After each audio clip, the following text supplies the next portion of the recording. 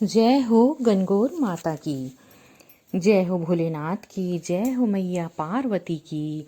जैसा कि हम सभी जानते हैं, गणगौर व्रत चैत्र शुक्ल तृतीया तिथि को मनाया जाता है और इस साल हमारी चैत्र शुक्ल तृतीया तिथि 21 मार्च यानी कि आज के दिन हमें मिल रही है। गणगौर व्रत इस दिन हमारा पूरा होगा। मान्यता है कि गणगौर का पूजन करने से विवाहित स्त्रियों का सुहाग बना रहता है और पति पत्नी के बीच प्रेम बढ़ता है। तो आइए हम सब मिलकर के गणगौर की व्रत कथा भक्ति पूर्वक करते हैं। जब तक कथा पूरी नहीं होती है तब तक ना उठते हैं ना बोलते हैं। तो गणगौर की व्रत कथा। एक समय की बात है, भगवान भोलेनाथ और मैया पार्वती नारद मुनि के साथ पृथ्वी पर भ्रमण करने गए। उस दिन संयोग से चैत्र मास की शुक्ल पक्ष की तृतीया तिथि थी। इस तिथि को गौरी तृतीया तिथि के नाम से भी जाना जाता है। जब गांव के लोगों को यह पता चला कि भगवान शिव और मैया पार्वती दोनों साथ में गांव में पधारे हैं, तो गांव की निर्धन महिलाओं के पास जो जल फूल और फल उपलब्ध था उसे लेकर वो भगवान शिव और मैया पार्वती की सेवा में उनके पास पहुंच गए। देवी पार्वती और भगवान शंकर उन निर्धन महिलाओं की सेवा और भक्ति भावना से इतने प्रसन्न चित्त हुए, आनंदित हुए कि मैया पार्वती ने उस समय अपने हाथों में जल लेकर उन गांव की निर्धन महिलाओं पर सुहाग रस छिड़क दिया। देवी पार्वती ने उन निर्धन महिलाओं से कहा कि तुम सभी का सुहाग अटल रहेगा। उन निर्धन महिलाओं के जाने के बाद उस गांव की धनी महिलाओं की टोली हाथों में विभिन्न प्रकार के पकवान सजाकर भोलेनाथ की सेवा में और मैया पार्वती की सेवा में आ गई। देवी पार्वती की ओर देखकर भगवान शिव ने कहा कि तुमने तो सारा सुहाग रस निर्धन महिलाओं को बांट दिया है, अब इन्हें क्या दोगी।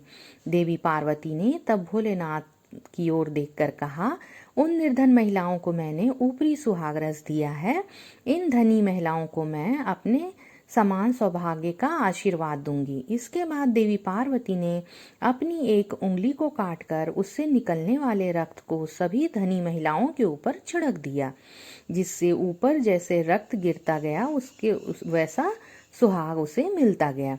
इस तरह देवी पार्वती ने चैत्र शुक्ल तृतीया तिथि को निर्धन और धनी महिलाओं को सुहाग बांटा था। इसके बाद देवी पार्वती भगवान शिव से आज्ञा लेकर नदी पर स्नान करने गई। स्नान के बाद देवी पार्वती ने बालू के ढेर से एक शिवलिंग तैयार किया और उसकी पूजा अभिषेक अर्चना की। पूजा के बाद देवी पार्वती ने शिवलिंग की प्रदक्षिणा भी की। उसी समय उस शिवलिंग से भोलेनाथ प्रकट हुए और देवी पार्वती से कहा कि आज के दिन यानी चैत्र शुक्ल तृतीया के दिन जो भी सुहागन महिलाएं शिव और गौरी की पूजा करेंगी उसे अटल सुहाग प्राप्त होगा। इधर शिवजी की पूजा करते हुए देवी पार्वती को काफी समय हो गया, तो वह लौटकर वहां आई जहां पर शिवजी विराजमान थे। देवी पार्वती से भगवान भोलेनाथ ने पूछा कि काफी समय लग गया आने में। देवी पार्वती ने इस पर यह कह दिया कि उन्हें नदी के तट पर भाई और भावज मिल गए थे, उन्होंने दूध भात खिलाया। भगवान भोलेनाथ समझ गए कि मैया पार्वती उन्हें बहला रही हैं। इस पर शिवजी ने कहा कि वह देवी पार्वती के भाई भावज से मिलेंगे और वह भी दूध भात खाएंगे। शिवजी देवी पार्वती और नारद जी के साथ नदी के तट की ओर चल पड़े। देवी पार्वती ने मन ही मन भगवान भोलेनाथ से प्रार्थना की, हे शिव शंकर, हे भोलेनाथ, मेरी बात की लाज रख लेना। जब भगवान शिव नदी के तट पर पहुंचे तो वहां उन्हें एक महल दिखा। उसमें देवी पार्वती के भाई और भावज थे। कुछ समय तक शिव और पार्वती उस भवन में रहे। फिर देवी पार्वती ने भगवान शिव से कैलाश चलने की जिद की, लेकिन भोलेनाथ जाना नहीं चाह रहे थे, तो देवी पार्वती अकेले ही वहां से विदा हो गईं। इस पर भोलेनाथ को भी देवी पार्वती के साथ जाना पड़ा। अचानक से भगवान शिव ने कहा कि उनकी तो माला वहीं भवन में रह गई है। नारद जी को शिव जी ने माला लेने के लिए भेजा। तो नारद जी जब नदी के निकट पर पहुंचे तो वहां न तो भवन था और न ही देवी पार्वती के भाई भावज थे। उन्हें एक पेड़ पर भगवान शिव की माला लटकी हुई मिली। नारद जी माला लेकर शिव जी के पास गए और माला देकर के बोले उन्हें, प्रभु, यह कैसी माया है आपकी जब मैं माला लेने गया तो वहाँ पर भवन में कोई नहीं था और ना ही भवन था, बस जंगल ही जंगल था। एक पेड़ पर माला लटका मिला।